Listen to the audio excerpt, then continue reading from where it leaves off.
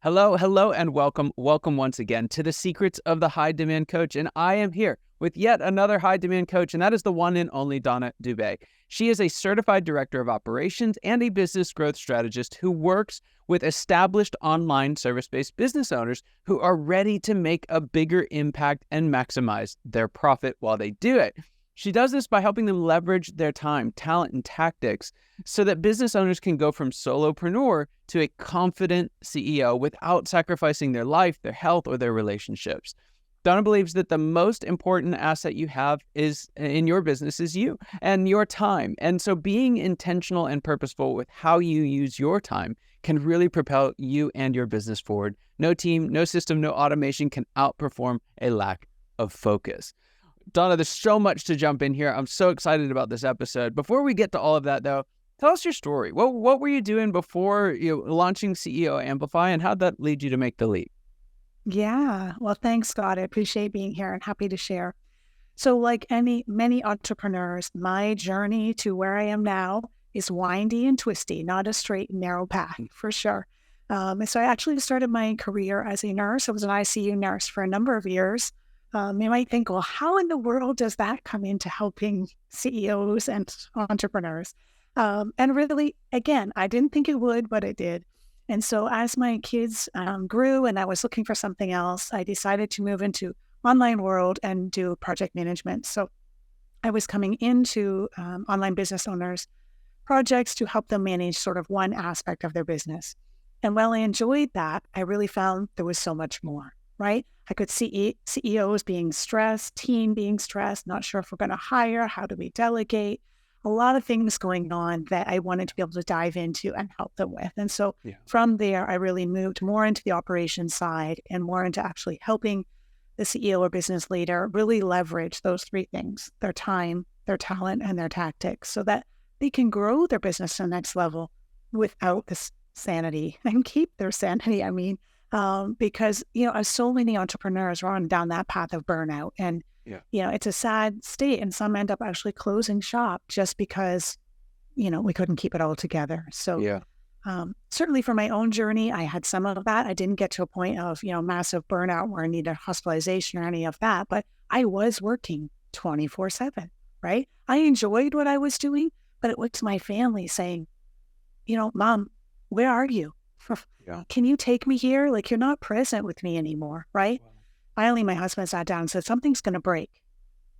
And I don't want it to be our family. So you got to make a change somewhere, right? And I didn't want to hear that. Of course, I didn't want to hear it. That's a time when I had to really take a critical look and say, okay, I got to take a step back and see, how can I do this in a sustainable way? Yeah. And how can you do it? What was the shift that took place that really helped you unlock that? Yeah, really, it was looking at how I'm using my time. So, we all have the same 24 hours in a day, right? But how can I use my time to the best of my ability for the business that I have? And so it's really taking a look at, I'm the founder, I'm the visionary, I'm the leader, but the things I'm doing day to day, don't, I'll emphasize that. What I'm doing is maintenance tasks. I'm in admin. I'm doing customer service. I'm sending emails. I'm setting up landing pages. I'm making Canva graphics. Those are not tasks that are CEO level work, right? So I really had to take a step back and say, if I'm the visionary, if I'm the leader of this company, then I need to be having time in my week that looks at that. I need to be looking at what I call growth level tasks, things that have a direct involvement in moving my business forward and increasing my revenue. Yeah. And what would be some kind of high impact growth tasks that you help your clients to achieve? Yes, for sure. So in that growth task business is things like JV partnerships, networking. If you're still doing sales calls, it's part of the deal if you don't have a sales team in your business yet. Taking what I call a CEO power hour, which is really a CEO date with yourself. Once a week, non-negotiable, same time every week. And what you're doing in that hour is really reviewing, reflecting, and making sure you know what your top 3 priorities are for that week. And then having time blocked off in your calendar to make sure those top priorities are getting done. Yeah, that is such a big point, because it's one thing to sit down and kind of plan, hey, this is what I need to do. But if that never makes it to your calendar, it's a little bit of a challenge to get there. I love that last step. So kind of nuts and bolts practical, and then we'll zoom out a little bit. When is it best to do your power hour? Mhm. So really, I choose Monday morning. That's what works for me. But it really doesn't matter. It's what works best for you. So if you want to do it on a Friday afternoon at the end of the week to set your next week up for success, that's fine. If you have some quiet time on Sunday and you prefer to do it then, it's fine. So the time really doesn't matter. What's more important is that you block that 1 hour off. It's recurring and it's non-negotiable, right? Yeah. So the only thing that can get in the way of that is some major life crisis, right? Wow. So treat it very important, like it's a sales call, like it's an important meeting that you have, just as important. If we think about major big businesses, the CEOs are sitting down with the board of directors, with the VP of sales, with the VP of marketing, and getting an idea of what's happening in the business and where they're going forward. And this is really a time for us to do the same, even though we don't have that same team behind us. Yeah. Wow. I love that. So one of the things that I saw as I was researching the episode, this idea of a transformation or transition from kind of solopreneur to CEO. And so I'd wonder, could you just contrast those two for a moment? What's the difference between a solopreneur with CEO on their business card and what you would define as a true CEO? Yes, for sure. So we all start out like solopreneurs, right? We've got a good idea. We start a business and we're doing everything, right? Everything under the sun we're doing because we have no team, we have no support. And many times we're pulling different ideas and trying different things from what we're hearing and all the noise out there of what we should be doing or what we could be doing, right? And so it's a time of experimenting, a time of trial and error, of learning fast, of failing quick, until we find something that's working, find something that is bringing us some return on investment. Then once we start to grow our business a little bit bigger, we've got some more revenue coming in. We're now capped out. We're at full capacity. We want to grow more, but we can't, right? We're putting in as many hours as we can, and we still can't do everything we want to do. And so that's a time when we have to start looking again at who can we bring in to help support us and help us to grow even further. So no matter what your business is, we all reach that plateau where our revenue is at a certain point. We can't go further because we're maxed out in terms of capacity. And so that's when we have to start looking on bringing on team members. And then how do we lead and manage those team members now that we have them? And these don't have to be full-time employees, right? In this online world, we can bring in a contractor for 5 hours a week, right? But if you think about it, if you're being intentional with your time, if you give away something that's taking you 5 hours a week and you replace that with something that's a growth level task for 5 hours a week, now you've made a huge difference in how you're spending your time. Yeah. Yeah, I love that. What would you say, because you're doing this with a lot of different CEOs, what would you say is the first hire? What should, if folks are sitting there, they're like, I'm in the solopreneur spot, I'm maxed, I'm exhausted, I need some help. Where do they look first? Yes. So my suggestion there is to make a list of the tasks that you're currently doing that you don't enjoy and that are, in your opinion, a time suck. So taking a lot of time out of what you're doing in the week. Once you have those tasks written down, then you can kind of look at them and say, what kind of area do they fit in?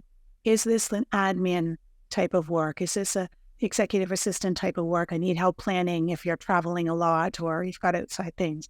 Or is this, social media content type of role? And so really having those tasks listed out will help you see what kind of role that will fit into. And then from there, actually making a job description so that who you're looking to hire is clear on the role, what your expectations are. And in that job description, so important to include your vision and your values. And the reason for that is because it's easy to hire someone who you can teach them the skills, right? Go in this software tool, set it up this way. It should look like this. Here's my branding colors. But it's much harder to hire someone who's aligned in your values. You can't teach them values.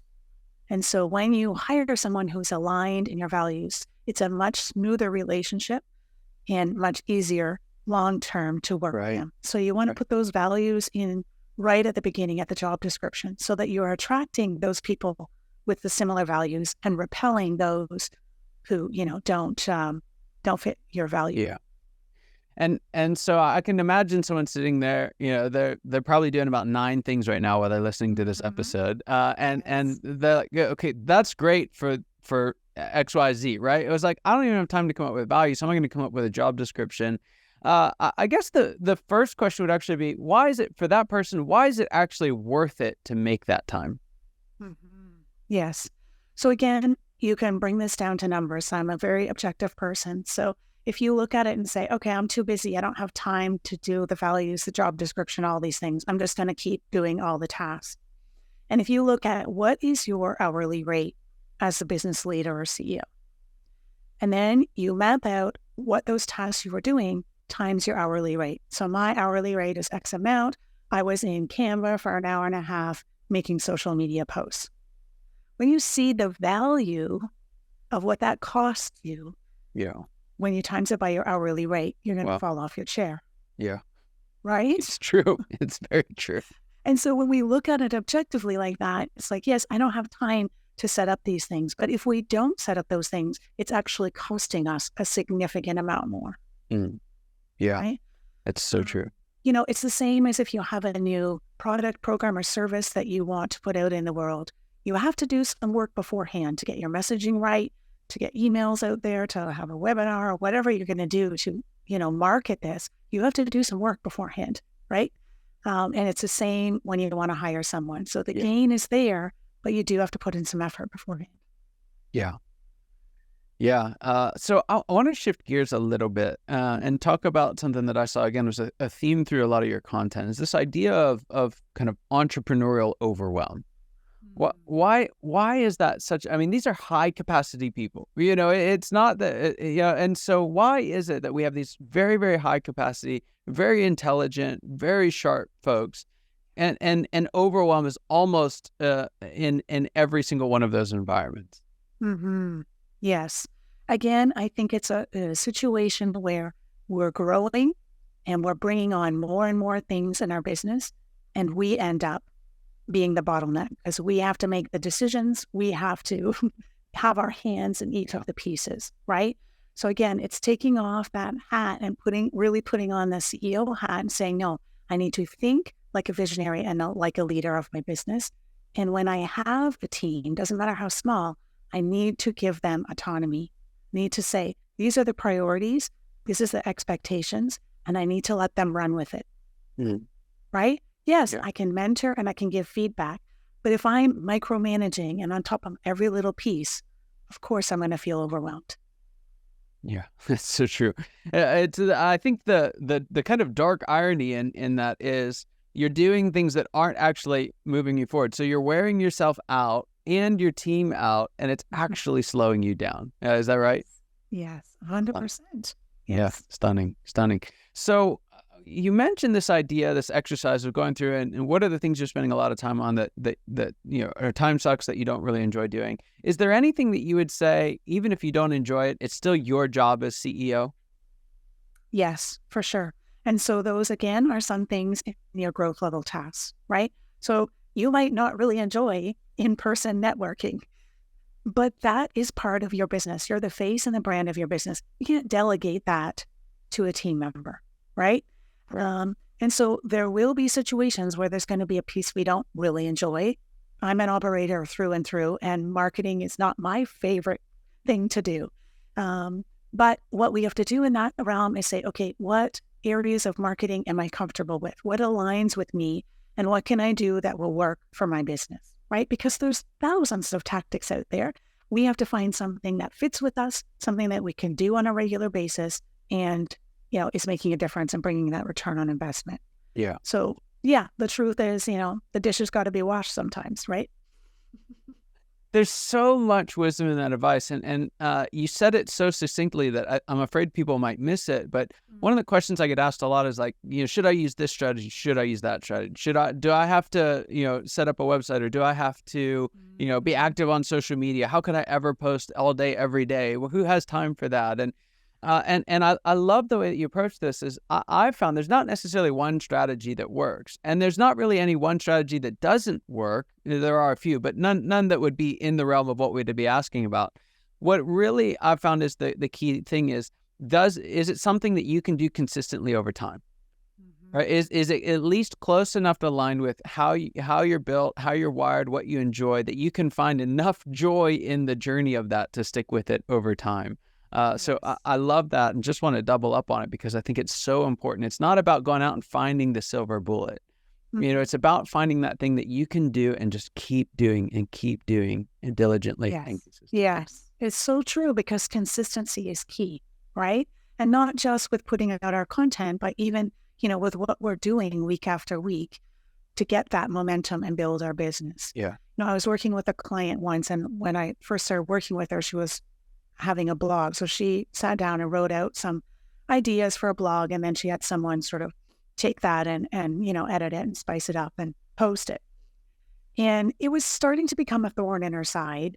The team member would be like, we're out of blog posts, we need some more outlines, and okay, and she'd try and find time to fit it in. And it really wasn't working for her in terms of a return on investment. Yes, she was getting some views, but not a lot of conversions from that.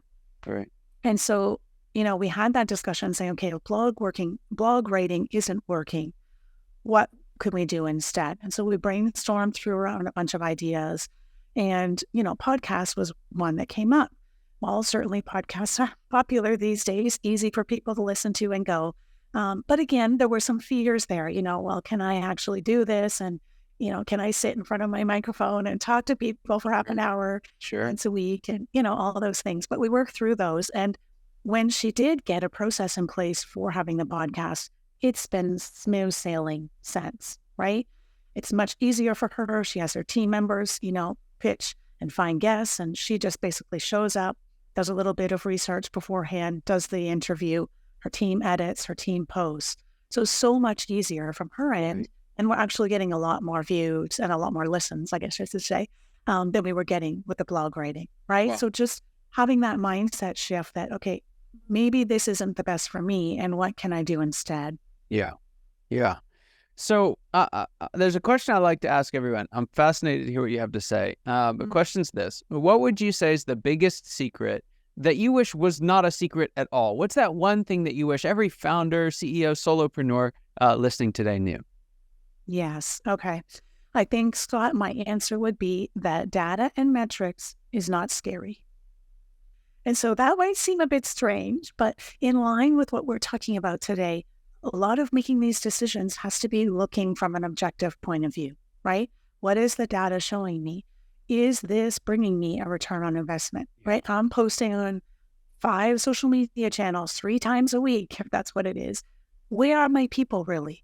Where are people actually reading my posts and converting? Whether that's signing up for my email list or coming to something I'm doing for free, where are they actually interacting with the things I'm putting out there? And so then if there's things that we're going to pause or stop, we need to know from an objective viewpoint by looking at the data, okay, this I'm doing, it's not bringing me a return on investment, so I can stop. Yeah. Right? So really that data and metrics doesn't have to be scary, and we need that information to make those informed decisions. Yeah.